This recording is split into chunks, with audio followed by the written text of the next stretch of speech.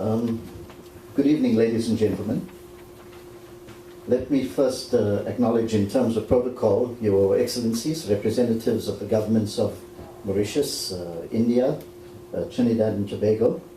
I want to say how absolutely delighted we are, and I speak on behalf of all the South Africans present here today, to be in the midst of such an eminent group of NRIs and PIOs, and certainly the Indian community in the global diaspora.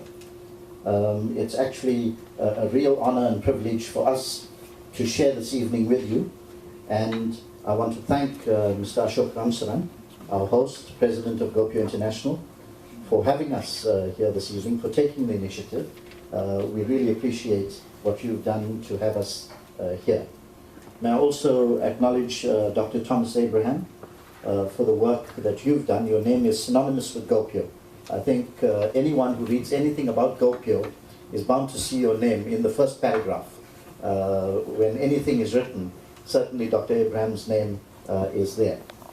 And we owe you a serious debt of gratitude for being able to put together an international organization of this caliber, of this stature, that is an organization not just in name, but has really done meaningful things since 1989. And I want to say thank you to you for that.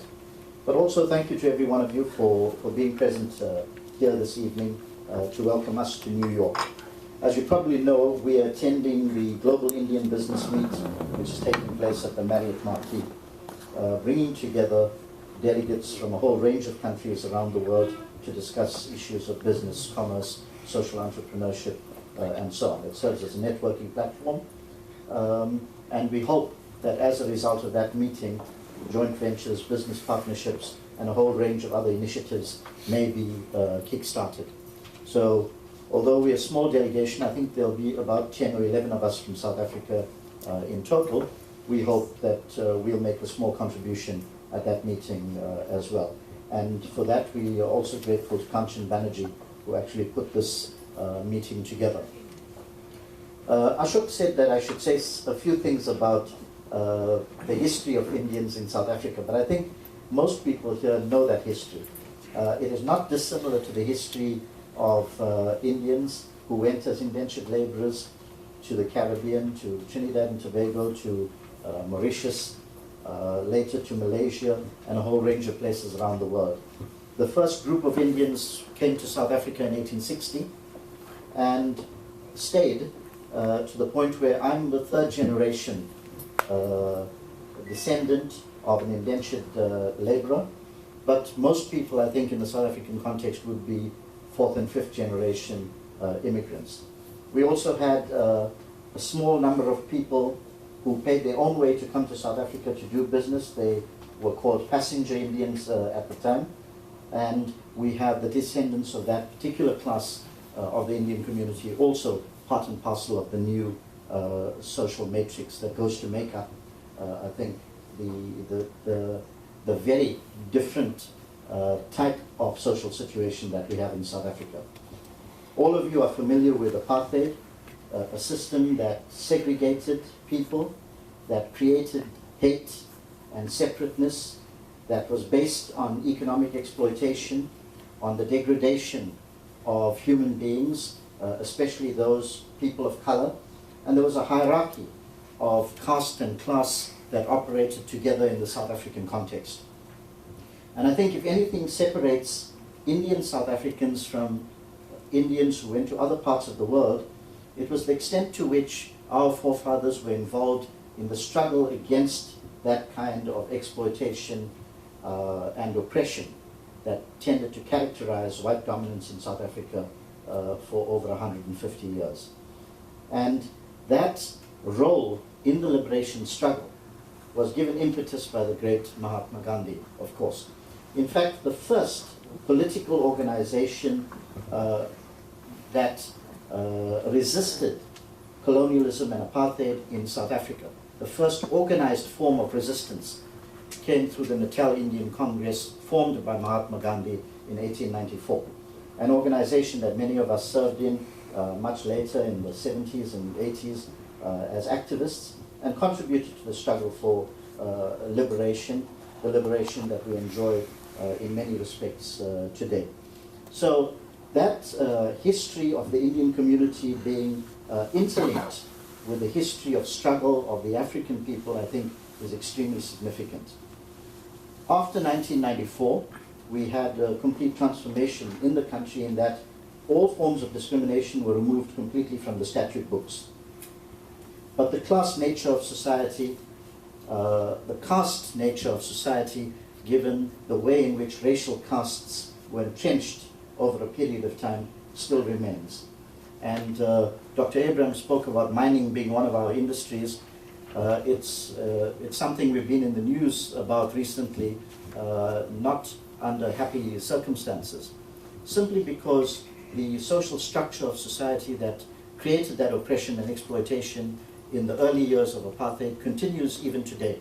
So whilst we have a political democracy in which there's one person, one vote, universal suffrage, the way in which the economy is structured with wealth and power being concentrated in very few hands at the top, still predominantly white, is a reason for concern, and expressions of that huge gap between the rich and the poor in our country are to be found in violence on a day-to-day basis. It takes random forms of violence, and it takes organized forms like we saw in the Marikana mine massacre, and resistance to the role that the police play in continuing to support the international conglomerates, international capital that owns and controls the major part of the South African economy even today. So the challenges that we face as an Indian community are inextricably linked to the challenges that we face as a nation. And in a super sensitive environment in which race is central to almost every aspect of our lives, it's very difficult for us to come out and say that we are proudly Indian, or that we are proud of our Indianness.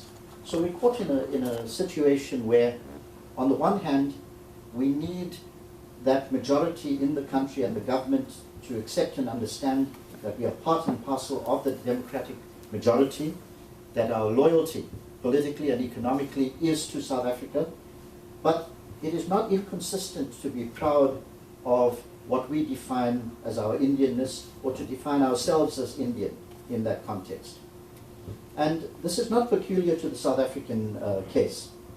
A month ago, I was in Guadeloupe at the World Young People of Indian Origin Congress. It tended to attract mainly Francophone GOPIO chapters, but there also, the local French people asked the Indians, "But you are French, why do you want to be Indian now? You don't speak any Indian languages, you speak French only." There's been mixing racially, culturally over the years, and assimilation that has taken place. But that need to belong is so strong and so powerful that even in a society where there's apparent equality, and given the new role that India is playing on the global stage, people want to identify with India and all things India.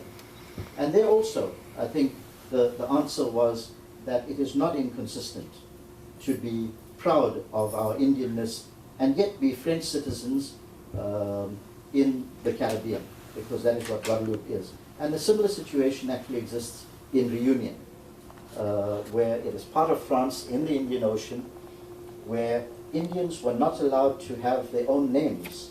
They had to adopt French names.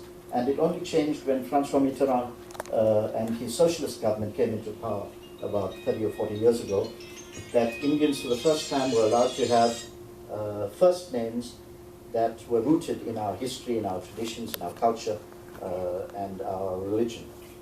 So around the world, I think Indian communities face similar situations. In Guadeloupe, the unemployment rate of Indian youth is rising. They're unable, the economy is unable to absorb school leavers.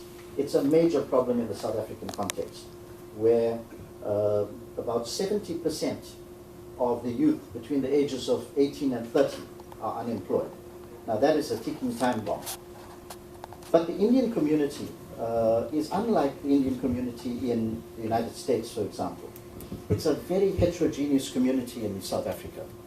We have rich and poor, And in the Indian community, you have a microcosm of the South African community.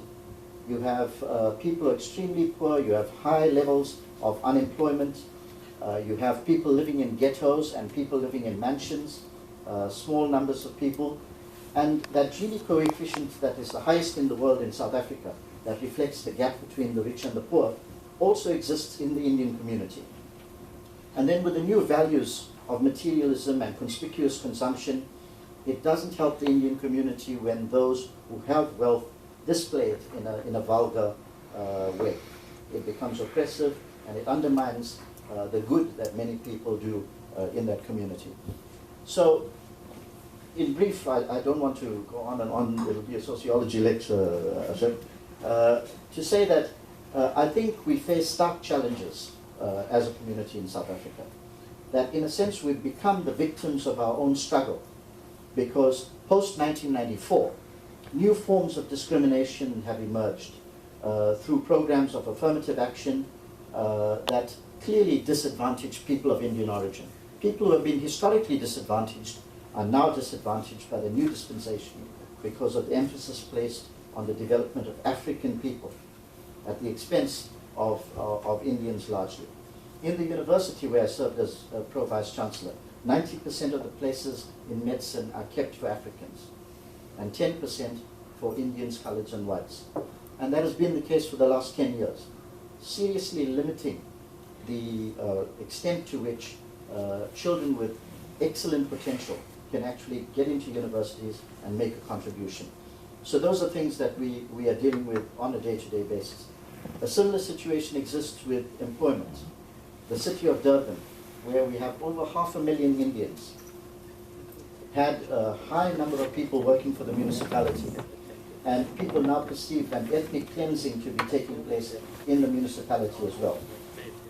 I'm using strong words here, but I don't think that it's reached the point where we can claim that it is a human rights issue that we need to tackle. But certainly, sensitively, without undermining the good work that is going on, I think as a global family, we will be in a much stronger position to deal with it, to strategize around these issues, and to invite you as an international community to come and support us in the South African context. And I know you've already put out your hands of support, which we are willing to take and do the best we can to grow GOPIO and at the same time serve not just the Indian community, but all of those who are disadvantaged in the South African context. And I think that is our mission in GOPIO. Thank you.